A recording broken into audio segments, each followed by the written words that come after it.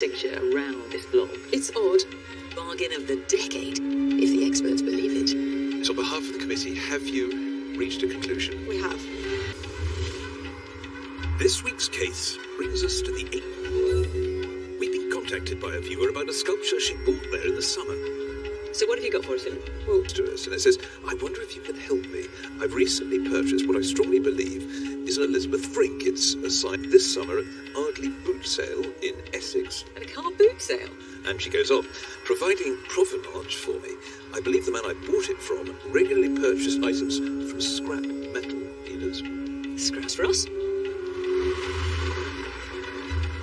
We've come to Nationwide Metal Recycling outside of the sculpture, Amanda Hello. Hello, Amanda. Hi there. Nice to meet you. For us. I've got stains of a man in my bag to show you both.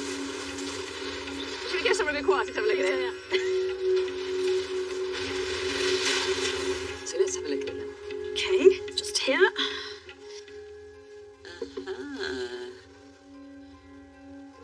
Gosh. Wow. I ought to wear gloves for this. It looks like bronze. Okay, all right. Well, we've come prepared just in case. Seemed him rather intriguing. I think it's got real presence. But what could... Yeah, it was an Ardley car boot sale. Yeah. Fantastic. It was filthy, absolutely covered in sort of dust and looked like sand, and there was looked like a spider's larder. And I said, how much is it? And he said £100. That is a lot. And 10 quid. I just took a punt, really. I said, is it signed? And he said, yes. I couldn't read it. Frink, but with... What makes it so hard to read? What's that doing there? It looked like Fink because I saw it upside down. And then I realised it probably said Frink. I recognised the name, but I didn't know anything about her. Born in Suffolk in 1930, Elizabeth Frink enjoyed her primal, jagged bronze figures captured the existential angst of the post-war years. I prefer the male figure to scuffle vulnerability, I think. And while still a student at Chelsea School of Art, a piece by her called Bird was purchased by the team. Frink had been greatly inspired by the work of sculptors like Auguste Rodin, and also Alberto Giacometti, king not in clay, but in plaster of Paris. Could Amanda's figure possibly be a lost work? So you've got it back home? When I googled, I think I searched for small man with no warrior came up, and there was an edition of 10, signed and dated, and David Bowie owned one, so Wow. that got me quite excited. So you Yep. found something that looked exactly like this, Yep. did it? Yep. And said there are 10 of them, Yep. and said one of them owned by David Bowie. Yep. And you're wondering now if you got one of them. Amanda has made repeated attempts to track down the man who sold her the sculpture, but to no avail. What did you do next? It was Red London. Okay, so Beaux-Arts, where Elizabeth Frink, I think, had her first mixed exhibition in the early 50s. And what did they So say? when they said, it does look like it lines up with a Small Warrior by Elizabeth Frink, but unfortunately, because you don't have provenance... Right. Mm, And that presumably is where we come in. yeah. No pressure. So an edition of 10. What we need to do is find another one from this series that's got the cast iron provenance, compare it, and see where that jumps. I want to take a closer look at the sculpture to see if there's anything to suggest Amanda's landed a bargain or dubious. I'm utterly intrigued by this object. You see, if it's not, it'll be is a recast. Someone has got hold of one of the original series and then recast it at a later date. But it doesn't. By that I mean there's a real crispness to the details. You can almost imagine the sculptor pushing the surface of this. What's so infuriating about this object that does pull is that we don't know where it was. It's got no provenance. In art world terms, this is a lost purchase. This sculpture is a genuine work by Elizabeth Frink. It should be made of bronze. Unfortunately for us, Tom in the scrapyard has a futurist identified particular metals. Our gun here is an XRF gun, which is an analyzer of all the metal. So we put that onto the piece of metal, and it'll tell us the exact chemical breakdown of what's inside it. But we've used this before on the show. But you usually go off in action. And it goes into the paint, tells you what the chemical content is. Bang, you've got the answer. We call it the gun of truth. Oh, fair enough. Right, there you go. Okay, I'll put it on the scales. So we'll gun it and see how much it is. Right. Well, if it's not bronze, we've even started. It's quite tense, isn't it? So yeah, I'd buy that as bronze today. Bronze. So The gun of truth has spoken. Good. What do you feel? Relieved.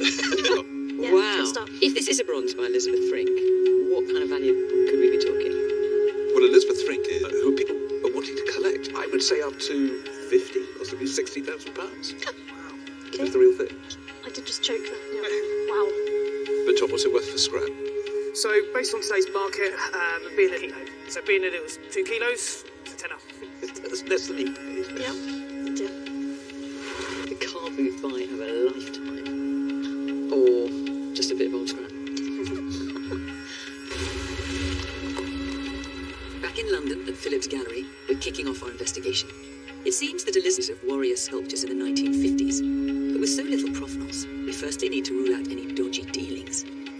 The world's largest private database of stolen art and antiques shows no record of any small warriors being reported missing. Insurance? We now need to find out as much as we can about Frink's small warriors if we're going to be able to place Amanda's figure amongst their ranks. So we're heading across the country to Dorset, where Elizabeth Frink lived until her death. We've come to the Dorset Museum in Dorchester to look through their Elizabeth Frink collection, and Annette Ratuzniak, curator of the Frink estate. Nice to see you too. Welcome to the world of Elizabeth Frink. I would have to say, with all the thing up around us, one gets a real sense of her inner world. Yeah. Joe and Annette will form part of the authentication committee. Impressions of Amanda's sculpture.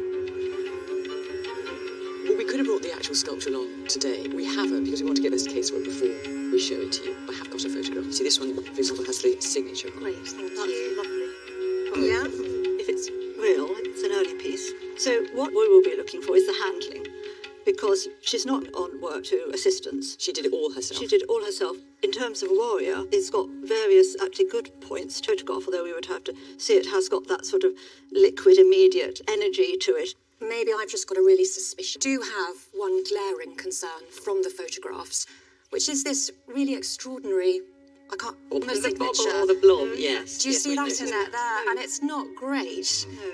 And I think that it's the free expression of Frink's signature. And if it was a fake, it's a bit convenient to have this blob just. I really don't like that. That is very odd. What's the provenance on it? Okay, try this. A Colchester car boot sale. One. Stranger things can happen.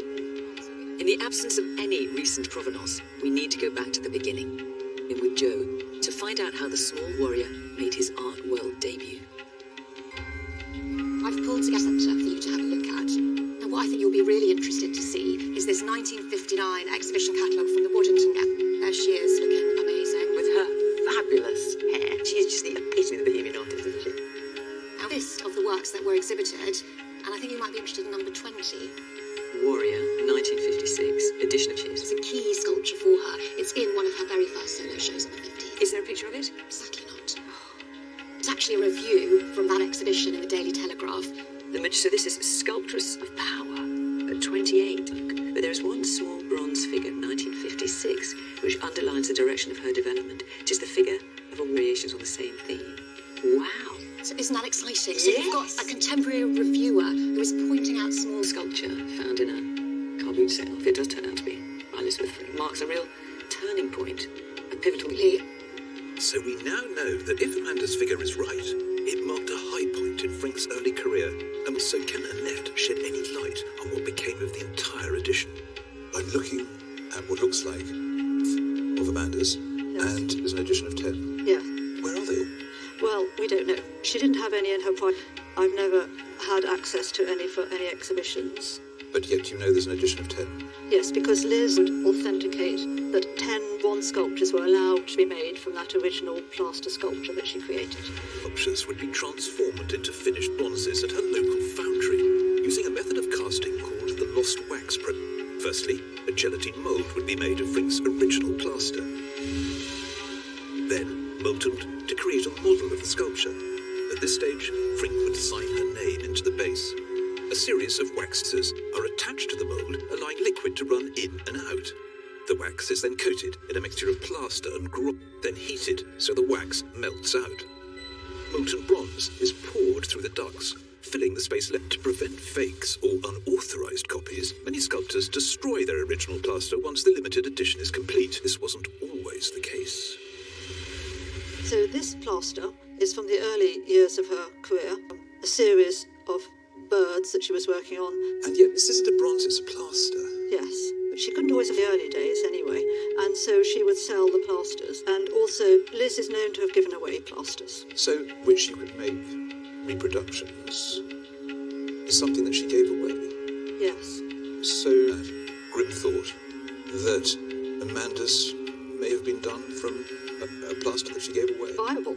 So you've actually planted a seed of some concern here in this story. Then be one of those that was effectively done by someone who was trying to palm it off as an original. Possible. Using something like this bird, a plaster from which you could do a bronze. Yes, but it would have associated with it. It all comes down to authentication. A fake is obviously a fake. Yeah. It's unquestioned. So it's all about the association of the object with the artist. Yes. The paperwork, the knowledge series, with the permission of the artist or their family. Yes. And that's what we need to try and reassure. With the threat of Amanda's figure being an unauthenticated imposter, we need to trouble warriors in Frink's original edition. So we know now from the cat small warrior came in an edition of 10. So presumably there were 10 out there? Yeah. Now the question is, how many can we track down? Let's really get hold of a properly authenticated one and use that to compare it with Amanda's. Well, Amanda said that David... The big sale at Sotheby's after he died in 2016. It would be worth checking to see whether it turned up in that sale. Where's that then? So here it is. It went for estimate, the right height, 14.5 inches. Conceived in 1956, the present work is from the edition of 10. And of course, what it doesn't do, there's also a small warrior in 2010. It was sold. So that's two. And there are others. Hang on, I'm going to write these up on the board. Sold through Sotheby's, and then there was another one, 2010. So there were two at Christie's. And they start popping up like dragon's teeth. One at the Redfern Gallery, up the road. Hang on.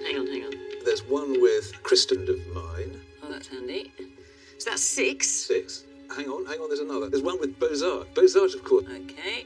God, this is beginning to feel like an incident room, isn't it? It is. And here is our evidence board. So this is 7 out of 10. Well, what I suggest then is now that we've got this, Amanda's could be in addition to these, or Amanda's could be one of from these various sales and the dealers, and try and work out where these warriors are. And I can go to the 59 exhibition when they were first shown and try and work forward. Sounds like a plan. What every art dealer hopes for is a solid paper trail that takes us back to the point of sale. So I'm heading for calls from the British art scene and to Waddington Galleries, where Small Warrior first went on show in 1959. I'm hoping might have some proof that Amanda's figure was once here.